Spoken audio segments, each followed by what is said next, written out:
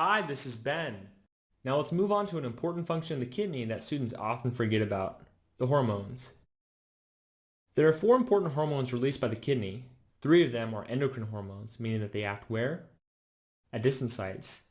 And the fourth is a paracrine hormone, meaning that it acts where? Locally. The first is EPO, or erythropoietin.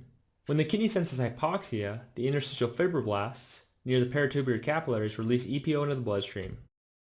This goes to the bone marrow, which then stimulates the production of more red blood cells, which in turn will reduce the hypoxia experienced by the kidney.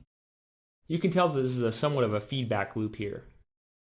Overall, this is a very relevant fact for your exam, since this process can be significantly altered in the context of a renal cell carcinoma.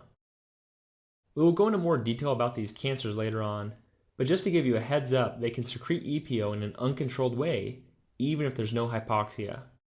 So that one of the first ways they can be detected is an elevated hematocrit. What is it called when you have too many red blood cells? The name of this is polycythemia. It can be appropriate, as in a response to hypoxia, or inappropriate, as in a response to excess uncontrolled EPO production. Can you think of any other condition that might stimulate an increase in EPO secretion?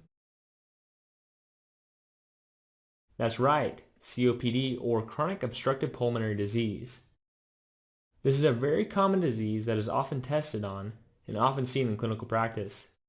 These patients are in somewhat of a chronic hypoxic state, so their EPO levels tend to be increased. When this happens, we call it secondary polycythemia. The next important renal hormone is activated vitamin D, also known as calciferol. Inactivated vitamin D is synthesized in the skin from 7-dehydrocholesterol with the help of UV light, or can be taken up in the diet. Eventually, both the kidney and liver are needed to convert it to an active form. First, 25-alpha-hydroxylase in the liver has to convert vitamin D to 25-hydroxyvitamin D before the kidneys can convert it to its active form, 1,25-hydroxyvitamin D. Do you remember the enzyme that is responsible for this final conversion? Correct, 1-alpha-hydroxylase. And where is this enzyme produced? In the proximal convoluted tubule. Specifically, in the kidney, parathyroid hormone stimulates the production of 1,25-hydroxyvitamin D. What will this lead to? 1,25-hydroxyvitamin D will increase the intestinal absorption of both calcium and phosphate. Its action in the kidney is similar to its action in the intestine, and that it will help reabsorb filtered calcium and phosphate. The clinically relevant note is that renal failure can lead to decreased vitamin D production and subsequent bone problems. Do you know the term for this condition? Correct, renal osteodystrophy. Next, we have a paracrine hormone, which belongs to a group of hormones called prostaglandins. This picture is an example of a prostaglandin, which is synthesized from arachidonic acid. Like we said before, these act locally. Do you remember the roles prostaglandins have to play in terms of GFR and renal blood flow? Prostaglandins, specifically prostaglandin E2, vasodilate the afferent arterioles to increase GFR.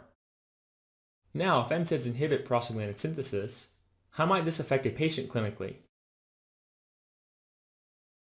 NSAIDs lead to vasoconstriction of the afferent arterioles and cause acute or even chronic renal failure because the kidneys will not be able to properly filter the blood if the GFR is reduced. Constriction of the afferent arterioles can also cause papillary necrosis and chronic interstitial nephritis due to reduced blood flow. So remember, renal papillary necrosis is an often tested complication of chronic NSAID use. One more important function of the kidney, just so we can be comprehensive, relates to biochemistry. It is that the kidney can perform gluconeogenesis, converting lactate and glutamine into glucose. The last hormone we will discuss is dopamine.